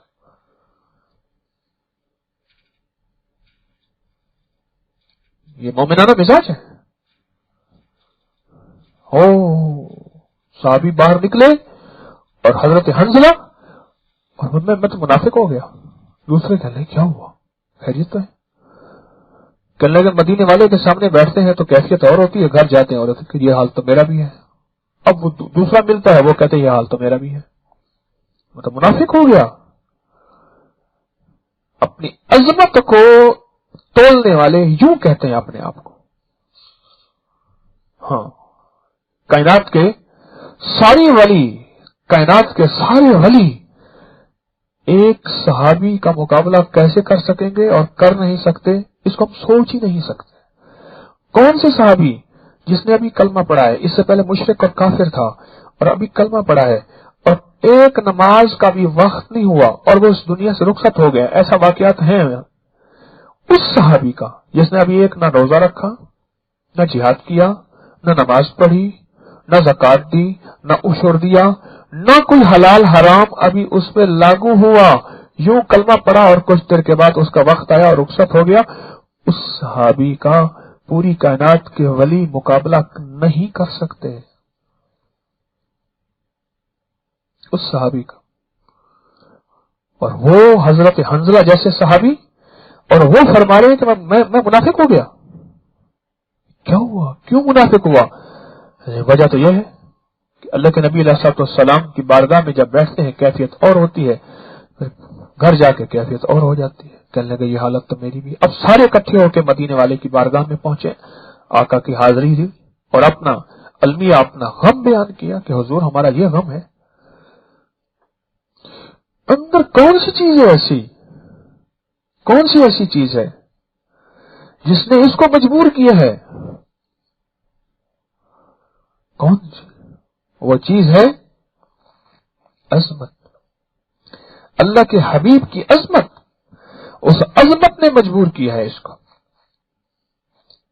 بیٹھے بیٹھے ایک دم خیال آیا اور بندہ تڑپ اٹھا، اور تڑپ اٹھا کے گلیوں میں کوکا میرا میرا میرا میرا، گلیوں میں تڑپ رہا ہے اور کہتے ہیں میری کیفیت کو کیا ہو گیا؟ یعنی عظمت کی سوئی تھوڑی سی اوپر 19-20 ہوئی ہے تو بندہ تڑپ گیا ہے۔ وہ لوگ اپنی عظمتوں کا اتنا تحفظ کرتے تھے دل میں، جو ان کے دل میں ان کے مرشد کی عظمت تھی۔ ان کے مرشد کون تھے؟ محمد صلی اللہ علیہ وسلم۔ یہ کیفیت تھی ان کے دل میں، وہ اتنا تحفظ کرتے تھے۔ آج ساری دنیا انہی کا نام لیتی ہے۔ اور عجیب بات بتاؤں، ابو جہل مانتا تھا عظمت نہیں تھی، صادق مانتا تھا، امین مانتا تھا، قرآن کو کعبہ کے پیچھے چھپ چھپ کے پردوں کے سنتا تھا، ٹھیک ہے، غیبانہ کہتا تھا کہ ھذا کلام عجیب، یہ کوئی عجیب کلام ہے، یہ بندہ کون ہے، تبصرہ بھی کرتا تھا، پر دل میں عظمت نہیں تھی۔ مارا گیا، مارا گیا۔ ابو لہب کے دل میں عظمت نہیں تھی، معلوم ہوا رشتہ دار بھی ہے، قرب بھی ہے، ایک علاقے کا بھی ہے، اکٹھا بھی ہے، اور دل میں عظمت نہیں ہے، تب بھی اللہ کے ہاں اس کی کوئی حیثیت نہیں ہے۔ بات ساری کے ساری، اور وہ بلال ہے، نہ حسب نہ نسب، کچھ بھی نہیں، بکتا ہوا غلام، ہمارے معاشرے میں جسے کمی کہیں، مسلی کہیں، اس سے بھی نیچے، لیکن دل میں عظمت مصطفیٰ ہے، میرے رب کی عظمت ہے، اس کی حاضری اور حضوری کی کیفیتیں ہیں، بس وہ شخص عظیم بن گیا۔ اور اکرمہ بیٹھے ہیں، آئے ہیں، ابو جہل کے بیٹے ایمان لے آئے، حضرت عمر رضی اللہ تعالیٰ کی محفل لگی ہوئی، اور جو اصحاب صفہ میں سے آتا تھا اس کا بھرپور استقبال کرتے تھے۔ او غریب، فقیر، تنگ دست، حالات میں پسا ہوا، پر اپنے مرشد کا ساتھ نہ چھوڑا، اپنے یار کا ساتھ نہ چھوڑا، اور عظمت دل میں سدا رہی مدینے والے کی۔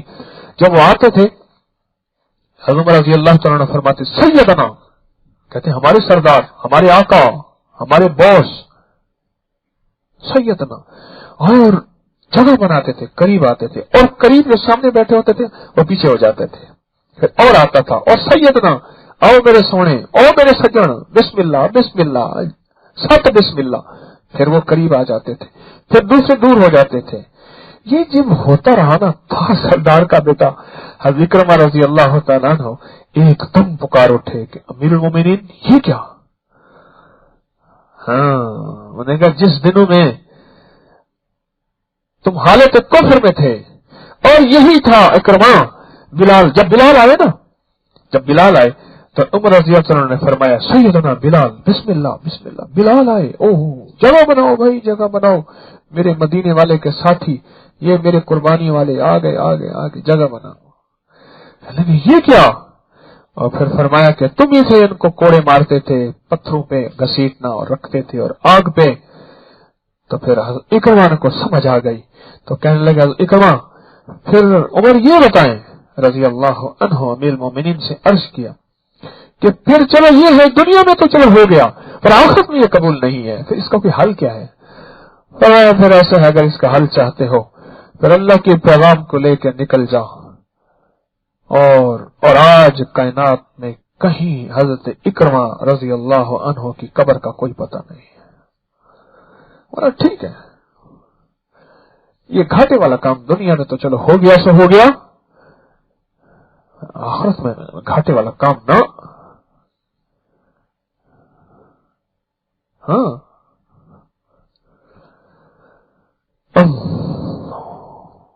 آخر میں گھاٹے والا کام نا، نکل جا اور گھر چھوڑ دیا، کمرول میں دے گھر پھول میں دے، سب حال حوال تو چک تھی نا، تیرے عشق گھنگرو پاپا دے، ودا نگری نگری نچدا ہاں، میں غیر نمینا تھکڑے دے، تیرے دردہ سانول نت تھی نا، جڑا سڈ پجتے ہیں تین دل بردا، میں حاضر خدمت پھٹ تھی نا، کمرول میں دے گھر پھول میں دے۔ کم رول جاتا ہے گھر بھول جاتا ہے، کم رول میں دے گھر بھول میں دے۔ ہاں عظمت تھی دلوں کے اندر، وہ عظمت جو تھی اسی عظمت نے عمر رضی اللہ تعالیٰ کے دلوں کے اندر کہا کہ یہ وہ دور ہیں آزمائشوں کے دور میں، عظمت والے آؤ، عظمت والے قریب آ جاؤ، اور جو بعد میں آنے والے وہ دور ہوتے گئے، جوتیوں پہ جا کے جگہ ملی، اور پھر آخر کار اندر سے پھٹ پڑے، کہنے لگے یہ کیا؟ کہا کہ یہ وہی تھے جو اس دور میں عظمت کو لے کے چلے تھے، جس دور میں میرے مرشد کا کوئی ساتھ دینے والا نہیں تھا، یہ وہی تھے، پر انہوں نے اس وقت سے لے کر اب تک اپنی عظمت کو باقی رکھا، اور عظمت باقی کیا رہی اگلا واقعہ اور سن لیں۔ حتیٰ کہ مدینے والے کے وصال کے بعد، آقا کی روانگی، اس دنیا سے روانگی کے بعد حضور کا جو چہرہ نظر نہیں آتا تھا، یار بنا چہرے دیکھا اور زندگی نہ گزر رہی تھی، مدینہ ہی چھوڑ دیا اور دمشق چلے گئے۔ عظمت دیکھے، پہلے کہتے تھے میں کہتا تھا اشہد ان محمد، ہاں عظمت، دمشق چلے گئے۔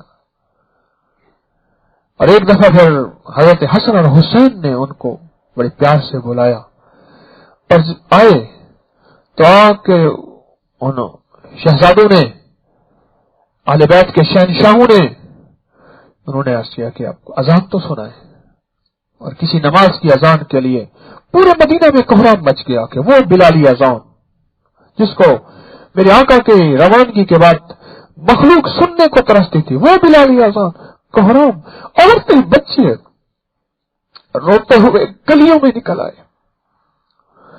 پر عظمت ایسی تھی، رشک آ کے جب کہے نا اشہد ان محمد، بس یہاں کہتے ہوئے بے ہوش ہو گئے۔ پہلے تو میں دیکھتا تھا وہ محمد ہے، اب تو محمد ہے ہی نہیں۔ اور پھر مدینہ چھوڑ دیا۔ لیکن عظمت کی کہانی کبھی زندہ، عظمت والوں کی کہانی کبھی تابندہ اور زندہ رہتی ہے، کبھی مردہ نہیں ہوتی، اور ہمیشہ زندہ رہتی ہے۔ اور کتابوں میں یہاں تک آتا ہے قیامت کے دن جب اٹھنے والے اٹھیں گے، حضرت بلال میرے مدینے والے کے قدموں سے اذان دیتے ہوئے اٹھیں گے۔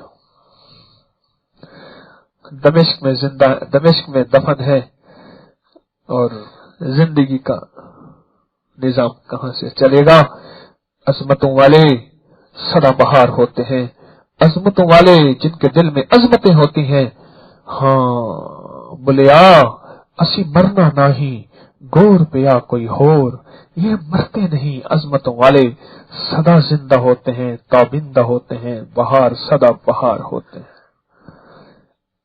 یہ عظمتیں ہیں۔ ابو محذورہ آقا تشریف حنین سے تشریف لا رہے ہیں، راستے میں موقع ملا قافلے کا، کوئی نماز کا وقت آیا، اذان دی، یہ بچے تھے، یہ آ کے اذان جو ہے وہ دہرانے لگے۔ حضور نے فرمایا اس بچے کو پکڑ کے لے آئے۔ میں پھر کیا وہ اذان، اور جھجکے فرمایا کہے، پیار سے فرمایا اذان میں، تو حضور نے انہیں مکہ کا مؤذن بنا دیا۔ اچھا ان کے منہ سے الفاظ نہیں نکلتے تھے، نسبت مصطفیٰ دیکھیں۔ اب عجیب بات بتا رہا ہوں، अल्फाज कौन से नहीं निकलते थे? अल्लाह अकबर कह दिया, अल्लाह अकबर कह दिया, अशहदु अल्ला इलाहा, अशहदु अल्ला इलाहा पे भी अल्फाज नहीं निकलते थे, अशहदु अन्ना मोहम्मद पे भी अल्फाज नहीं निकलते थे, क्योंकि यही झगड़ा तो सारा यही था कि अशहदु अल्ला इलाहा इल्लल्लाह, सारे बुत हैं, अल्लाह भी है, ये कहते अल्लाह ही है, सारा झगड़ा अल्लाह ही और भी का था। वो भी अल्लाह को मानते थे। जब अशहदु अल्ला इलाहा कहा ना, अल्लाह बड़ा है, अल्लाह कहते ठीक है बड़ा है, और अशहदु अन्ना मोहम्मद कहा, यहां चुप हो गया, बोलने नहीं था बच्चा। हजूर ने पेशानी के बाल पकड़ के तवज्जो फरमाई और दम फरमाया और पकड़ के फरमाने लगे, अब पढ़। आखिरी वक्त तक वो इन चीजों को 4 दफा दोहराते थे, आखिरी वक्त तक। अशहदु अल्ला इलाहा इल्लल्लाह, अशहदु अल्ला इल्लल्लाह, आपका मौज़िन 2 दफा कहता है, 4 दफा कहता है? वो 4 दफा कहते थे। और अशहदु अन्ना मुहम्मद रसूलुल्लाह वो 4 दफा कहते थे। आखिरी वक्त तक उनकी अजान में ये 4 दफा रहा, कि उस वक्त 4 दफा दोहराया था, अटक के फिर दोहराया, फिर मुंह से निकलना शुरू हो गया।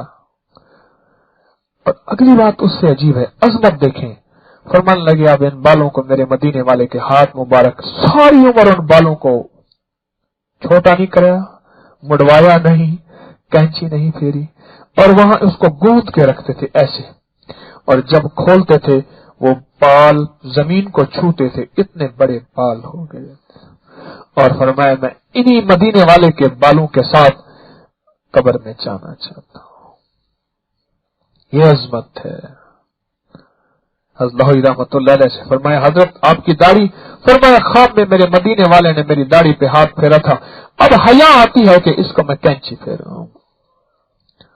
अजमत, अजमत। अबू महसूरा रजी अल्लाह अन्हु ये मक्का के मुअज्जिन हैं, हज़रत बिलाल रजी अल्लाह अन्हु मदीना के मुअज्जिन हैं, और अबू महसूरा के बाल, वो चोटी जो माथे वाली थी वो बहुत बढ़ गई कि पूरे जिस्म के, पूरे सर के बाल छोटे कराते थे, वहां नहीं। अजमत, अजमत।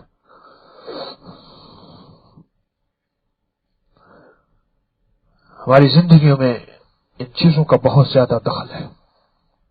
हमारी जिंदगियों में अजमतों के साथ जिंदगी है, हमारी जिंदगियों में अजमतों के साथ जिंदगी है, और अजमतों के बगैर मौत है। वह जिस्म की मौत है या रूह की मौत है, या चलते फिरते इंसान होते हैं। मुनाफिकीन तो थे, बस ये मेरी एक खास बात सुन लीजिए, साथ रहते थे, साथ खाते थे, रोजे रखते थे, नमाज पढ़ते थे, और इतने थे कि उमर रज़ी अल्लाह तआला जैसी वो हस्ती जो दिल की दुनिया पढ़ लेती थी, मुनाफिकों को इलाकों के गवर्नर बना दिया।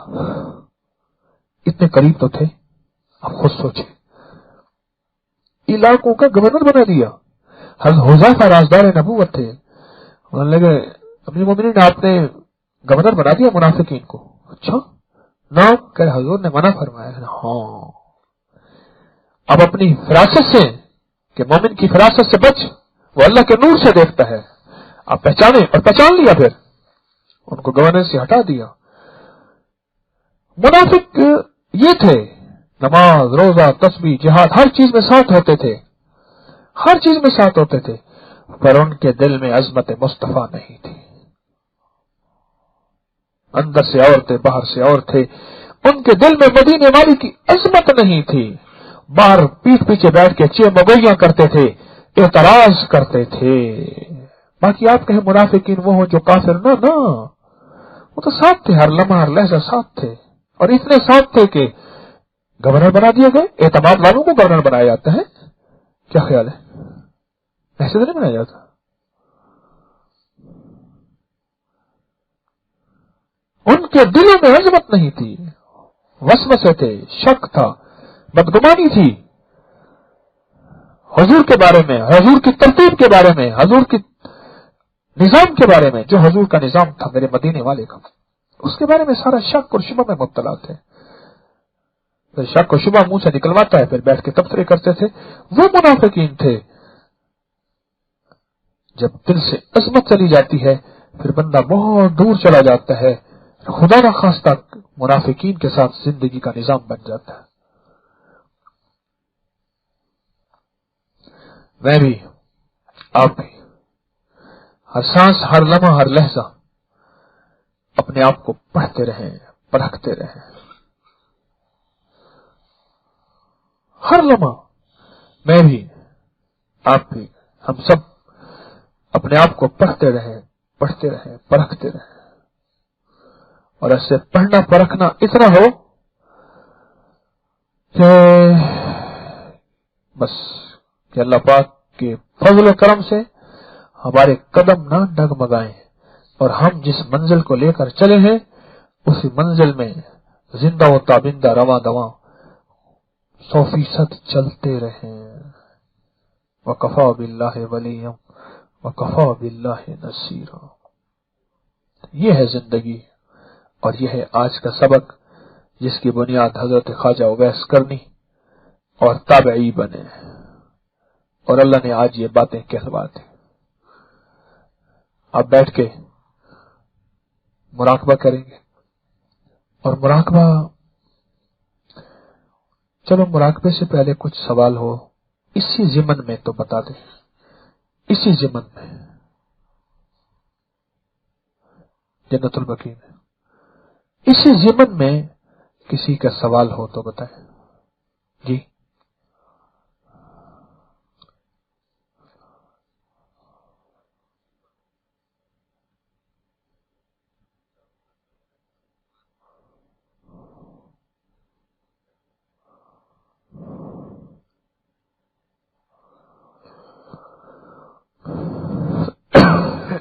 جی، یہ اللہ والے بتا رہے ہیں کہ آپ نے اہل صفا کے بارے میں فرمایا تھا، اصحاب صفا کے بارے میں، اور اس ضمن میں میں نے عرض کیا تھا کہ ایک ہے حاضری، ایک ہے حضوری۔ تو یہ کہتے ہیں ہم جتنے اس وقت تسبیح خانے میں بیٹھے ہیں ہم حاضر تو ہیں، کیا ہماری حضوری ہو گئی ہے؟ کیا خیال ہے؟ ایک ہی صف میں کھڑے ہوئے سارے نماز کی کیفیت ایک ہی ہوتی ہے؟ نہیں ہو سکتی۔ دیکھیں، حاضری کو کہتے ہیں خضوع اور حضوری کو کہتے ہیں خشوع، خشوع، خشیت۔ تو کیا خیال ہے ساری صف میں ایک ہی ہوتے ہیں؟ بس آپ خود دیکھ لیں اس سوال کا جواب کیا ہے۔ آپ وہ تو جس کے اندر جتنی طلب، جتنی تڑپ، جتنی بے قلی، بے قراری، بے چینی، اتنا اس کی حاضری بھی، حضوری بھی، وہ چاہے میں ہوں یا آپ ہوں، ممبر پہ بیٹھنے والا ہو یا نیچے بیٹھنے والا ہو، اس میں سب برابر ہے۔ جتنی طلب، جتنی تڑپ، اس کے مطابق حاضری ہے، بڑے اس کے مطابق حضوری ہے۔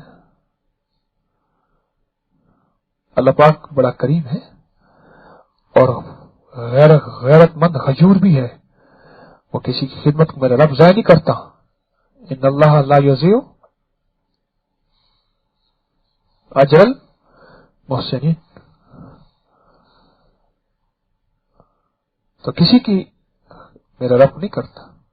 اب آپ خود دیکھیں کہ حاضری تو ہے، اللہ کرے یہ ہوتی رہے، اور یہ حاضری ایک وقت ایسا ہے کہ حضوری میں بدل جائے۔ جی، آپ کیا کہہ رہے ہیں؟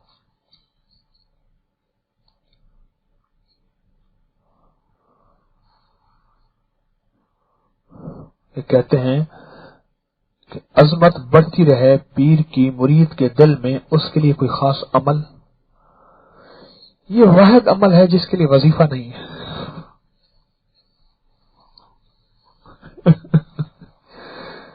وظیفہ نہیں ہے، دعا ہے، دعا بھی خود وظیفہ ہے، دعا ہے، اور دعا ہے اور کرنی چاہیے، مجھے بھی آپ کو بھی۔ اگر کوئی میرا مرید ہے، میرے دل میں اس کی عظمت ہو، یہ میرے لیے بھی لازم ہے۔ یہ میں آپ کو اپنی کیفیت بتا رہا ہوں، چاہے میں اسے ڈانٹ رہا ہوں، اس کی مثال کیا ہے؟ بادشاہ نے حکم دیا اپنے غلام کو میری خاص ملاقات ہے، کسی کو نہ آنے دینا. شہزادہ آ گیا، اس نے فلاں آیا اس کو روکا، فلاں آیا اس کو، شہزادہ آ گیا تو اس شہزادے کے سامنے بھی ڈھال بن گیا، نہیں آپ اندر نہیں جا سکتے. وہ غلام اس وقت اپنے آپ کو سمجھ اس وقت بھی غلام رہا ہوتا ہے، اسے پتا ہے شہزادے کی سامنے میری کیا اوقات، پر اس وقت حکم ہوتا ہے کہ اندر کسی کو نہیں آنے دینا. شیخ اگر کسی کو ڈانٹ رہے اس کے لیے کوئی چیز کے لیے، اس وقت اس کو پتا ہوتا ہے کہ ہوں میں غلام، تو اس وقت میری ڈیوٹی ہے یا میری کچھ وقت کی ضرورت ہے یا جو بھی ہے، تو اس کے لیے دعا بھی کرنی ہے. لیکن یہ چیز مسلسل اپنے آپ کو تولتے رہنے کا نام ہے. دعا بھی لازم ہے. اس سلسلے کا کوئی وظیفہ آپ کے پاس ہو تو مجھے ضرور بتائیے گا. دعا لازم ہے، بہت دعا ضروری ہے. جی آپ کیا بتا رہے تھے؟ منشا شیخ کو یہی پہچانے کو نہ کہ یہ پڑا ہوا ہے، کسی اور بندے کا انتظام کر لو، یہی منشا شیخ. اور کیا کہنا، منشا شیخ یہی تو ہے. یہ بات میں نے کیوں کہی؟ ایک بندے کی میں نے خدمت لی، اس کو میں نے ہدیہ دینا چاہا، وہ کہتی جی میں نے تو اس کے لیے خدمت نہیں کی تھی. میں نے اس سے کہا میرا جی چاہتا ہے آپ یہ ہدیہ لے لیں. جب اس کو زیادہ اصرار کیا تو اس نے کیا جواب دیا؟ اس نے کہ یہ اپنے پاس رکھو اور کسی بندے کا انتظام کر لو، میں جا رہا ہوں. یہ منشا شیخ ہے، یہ منشا شیخ ہے. اور منشا شیخ کیا ہے؟ شیخ فرمانے لگے یہ پیسے ہیں، اس دور میں اس کام کے لیے آنا سوا آنا 2 آنے لگتے تھے اور 5 روپے دیے، یہ کام ہے جہاں فلاں رنڈی کے کوٹھے پہ، اور ادھر شیخ کو دیکھے، ادھر پیسے دیکھے 5 روپے اس دور کے، اور ادھر حکم کو دیکھے اور ادھر اور گناہ کو دیکھے. کرتے کرتے کہنے لگے منشا شیخ ہے، ٹھیک ہے ایمی سجن وہاں باتیں بات ٹھیک ہے. چل پڑا، کن قدموں کے ساتھ چلا، کس کیفیت کے ساتھ چلا، بس چل پڑا. اور جب وہاں گیا تو اس کا آمنا سامنا جب ہوا تو وہ آگے بیٹی بیٹھی تھی، سگی بیٹی. اب آپ انہوں نے کہا بیٹی تو کیسے؟ انہوں نے کہا آپ آئے تو مجھے ڈاکو اٹھا کے لیا، انہوں نے انگلی نہیں لگائی کہ فلاں ایک ہے نائکا، اس کے ساتھ جا کے بیچیں گے، اس کو داغدار نہیں کریں گے تو پیسے زیادہ ملیں گے، اور جو آپ پہلا گاہک ہیں آپ آئے. اللہ نے عزت بھی بچا لی اور اللہ نے وقار بھی بچا لیا، ایک منشا شیخ کی خاطر. یہ منشا شیخ ہے. وہ کون سا ہے جی؟ سجادہ رنگین کیا ہے جی؟ پیرے موگا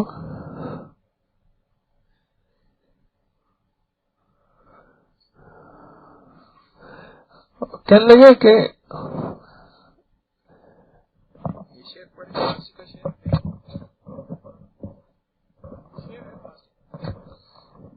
یہ شیر ابا میں سجادہ رنگی کن گرت پیرے مغاں گویت کہ سالک بے خبر نبوت زیرا ہو رسم منزل ہا. اپنے مسلح کو شراب سے تر کر لو اگر تمہارا شیخ تمہیں کہے، کیونکہ شیخ راستے پہ چل چکا ہوتا ہے، تو جو راستے کو دیکھ چکا ہو وہ راستے سے باخبر ہوتا ہے، وہ اس سے غافل نہیں ہوتا. تو جو حکم دے گا وہ ٹھیک ہی دے گا.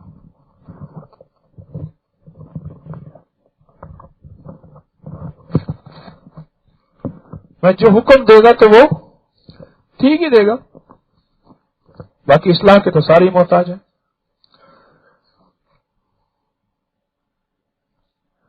اصلاح کے تو ساری محتاج ہیں آخری وقت تک.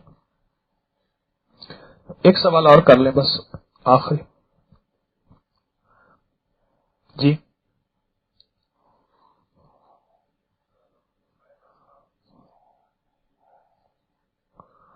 جی جی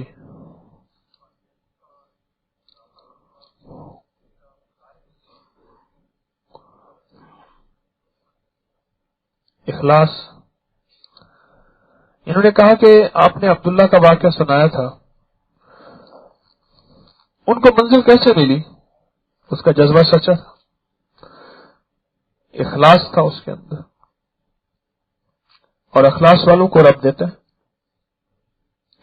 جس کو میں دوسرے معنوں میں اکثر کہا کرتا ہوں کہ پیر 2 نمبر ہو اور مرید 1 نمبر ہو، رب کعبہ کی قسم رب اسے دے کر رہے گا. پیر 2 نمبر ہو اور مرید 1 نمبر، یعنی اس کا جذبہ سچا بالکل خالص، اور پیر کا جذبہ بالکل ناقص، سارا دھوکا 2 نمبری، اور یہ چلتا رہا اپنے سچے خلوص کی بنیاد پہ.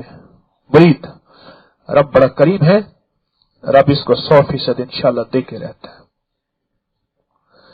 اور پیر 1 نمبر ہو اور مرید کا جذبہ سچا نہ ہو، آپ خود ہی فیصلہ کر لیں کیا ہو سکتا. اس وقت بتاؤں ایک عجیب بات، تسبیح خانے میں پاکستان میں یہ تسبیح خانے کا نظام ان خانقاہوں میں سے ہے جہاں اللہ پاک نے رجوع مخلوقات کا بہت بڑھا دیا ہے.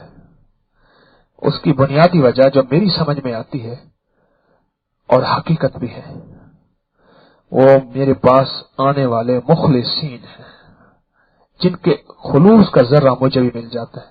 مثلا میں خوشبو نہیں لگایا، ایک بندہ آیا خوشبو لگا کے، اس کا جو جھونکا آیا وہ مجھے لگا، دوسرا آیا وہ لگا، ہر بندہ خوشبو لگا کے آ رہا، تو مجھے سب کے جھونکے لگیں گے نہیں لگیں گے خوشبو کے؟ میرے پاس آنے والے جو اکثریت ہے ایسے ہیں جن کے اندر خلوص ہے، مخلصین ہیں، اور وہ مخلصین جو ہیں میرے اللہ کے ہاں ان کی بڑی قیمت ہے. ان کے اخلاص کا ذرہ مجھے مل جاتا ہے، اور جس کی وجہ سے میں بھی چل رہا ہوں. اصل وہ مخلصین ہیں جو یہاں آتے ہیں، وہ آپ حضرات ہیں جن کے اخلاص میں سے مجھے بھی مل جاتا ہے. اور یہ انشاءاللہ یہ سچ ہے اور یہ حقیقت ہے، بالکل سچ ہے اور یہ حقیقت ہے. اللہ پاک ہماری حاضری کو قبول فرمائے، اس کو اخلاص کا اور خیر و برکت کا ذریعہ بنائے.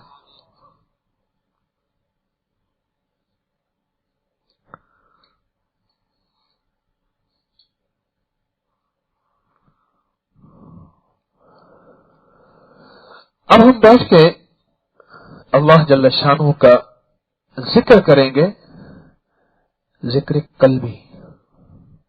ہمارا جو سلطان الاذکار ہے سلسلہ قادری کا، وہ ہے ذکر لسانی. یہ جو مراقبہ ہے یہ کیا ہے؟ ذکر قلبی ہے. جس نے قلب کو جاری کرنا ہے، دل جاری ہو جائے، ٹھیک ہے، اس کے لیے یہ مراقبہ بہت لازم ہے، بہت لازم ہے، جس کو قلب کو جاری کرنا ہے.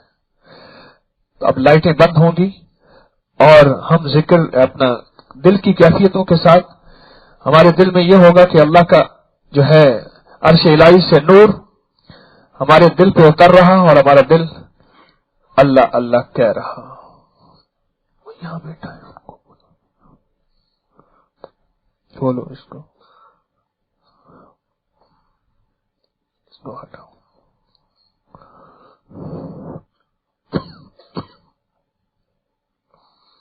پیچھے گدی رکھو، نہیں ٹھیک ہے؟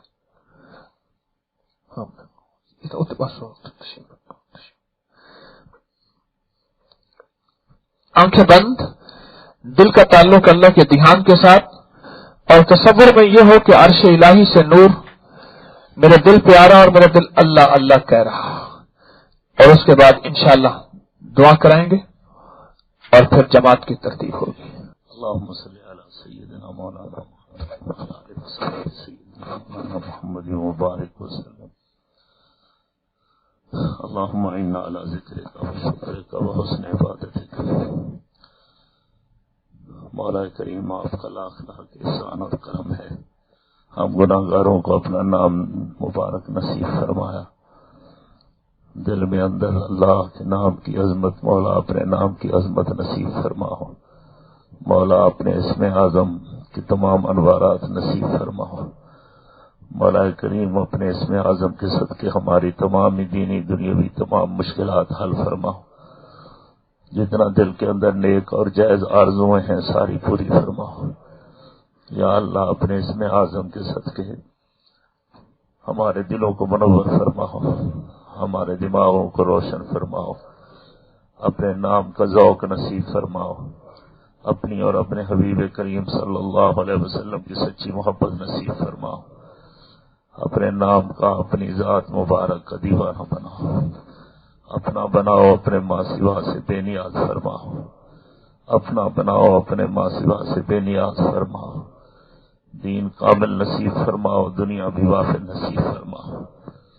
سہل الہی کل صعب بحرمت سید الابرار صلی اللہ علیہ وسلم سہل، رب یسر ولا تعسر وتمم بالخیر وبک نستعین، یا حی یا قیوم لا الہ الا انت برحمتک نستغیث برحمتک نستغیث برحمتک نستغیث، لا تکلنا الی انفسنا ولا الی احد من خلقک طرفۃ عین واصلح لنا شأننا كلها، اللهم احسن عاقبتنا في الامور كلها واجرنا من خزي الدنيا وعذاب الاخرة۔ مولا کریم ہمیں اپنی عبادت کا ذوق نصیب فرماؤ، عبادت کا لطف سرور کیف لذت نصیب فرماؤ،